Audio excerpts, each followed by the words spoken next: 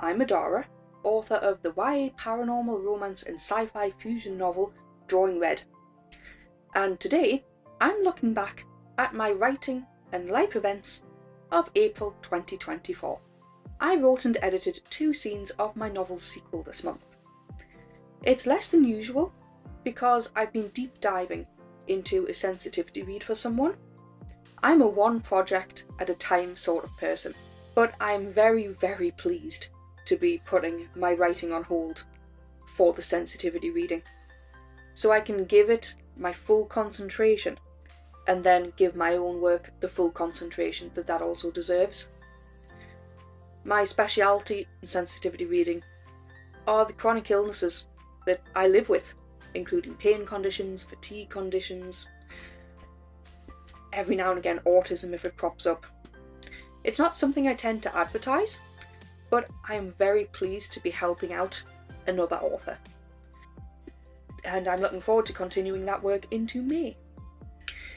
It actually bypassed me that it was Camp NaNoWriMo this month. Completely bypassed me.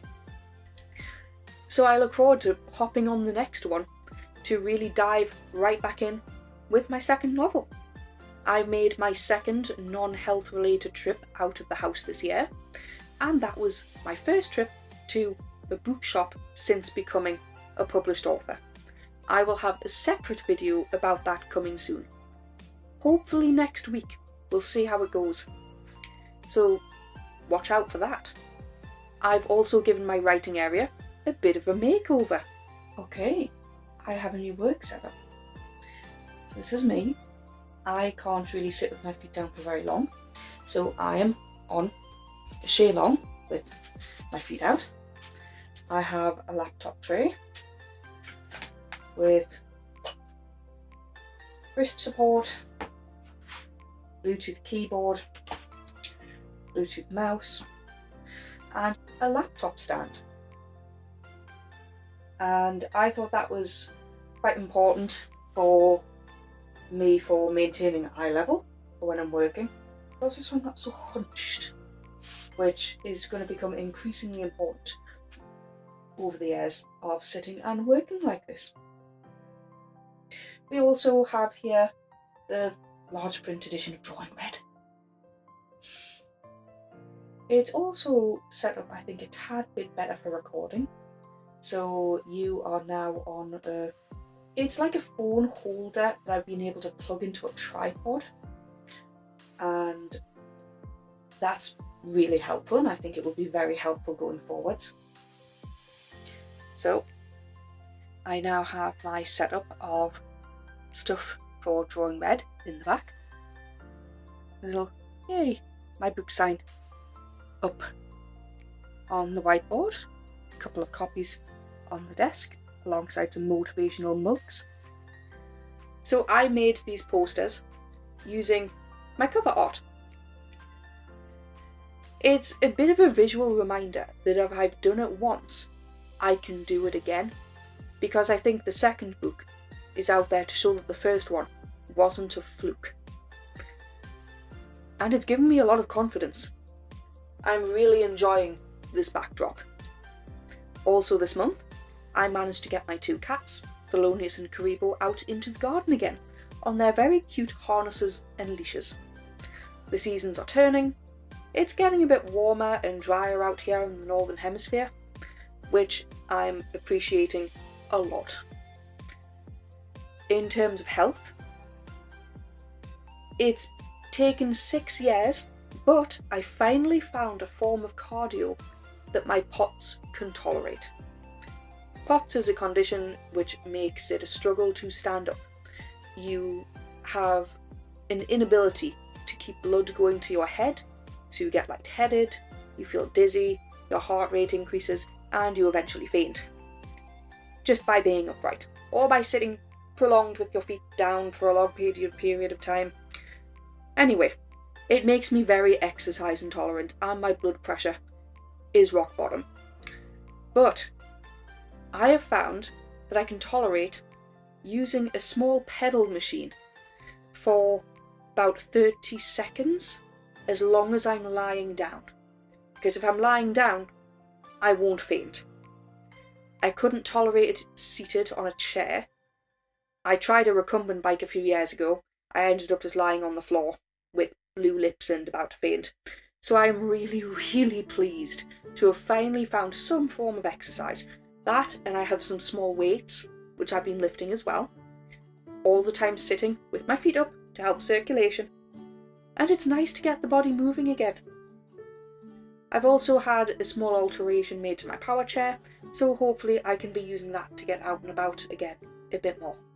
And hopefully, with the weights, I'll be able to use my manual chair for just a little bit longer, to push just a little bit further. I have also started working again on an old pastime of mine, which is sketching out symmetrical patterns.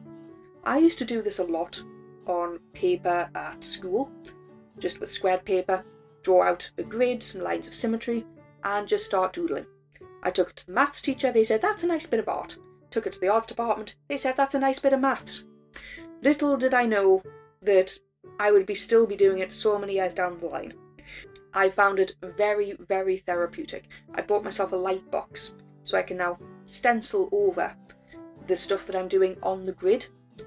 Now that I have publishing experience, and I've slightly increased what I can do with photo manipulation, and I use GIMP instead of Photoshop.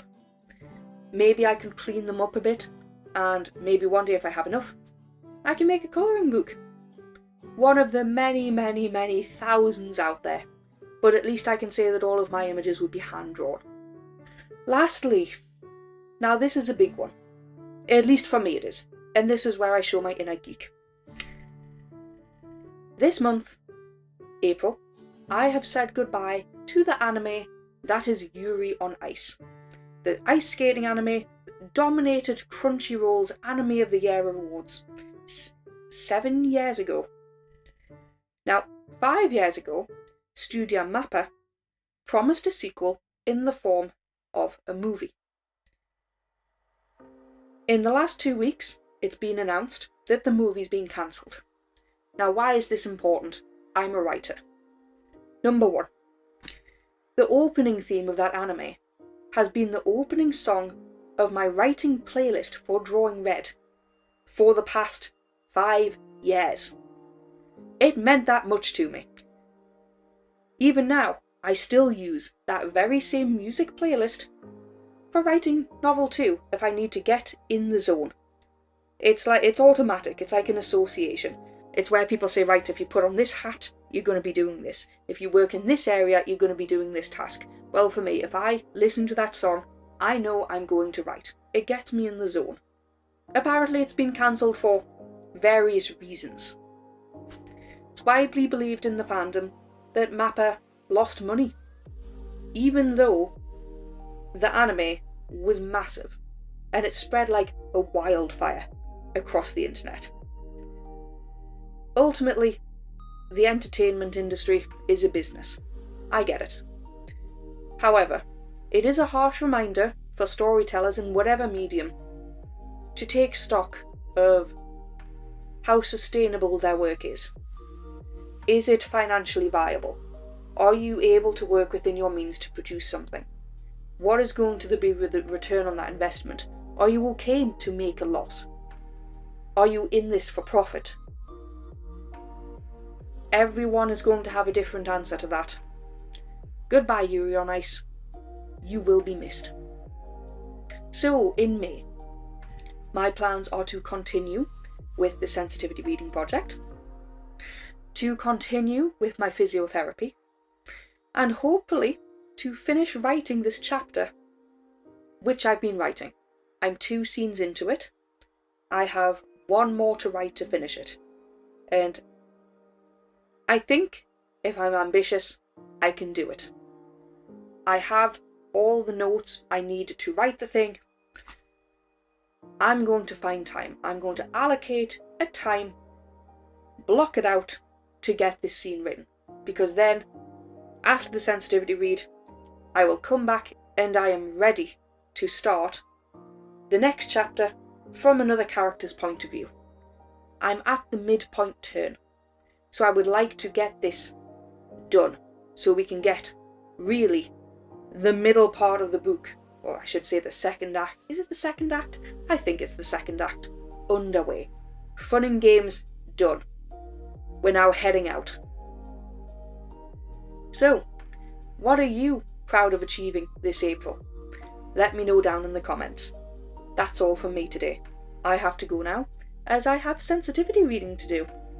And a sequel to write, still, no matter how slowly, as I continue to write my story, one day at a time.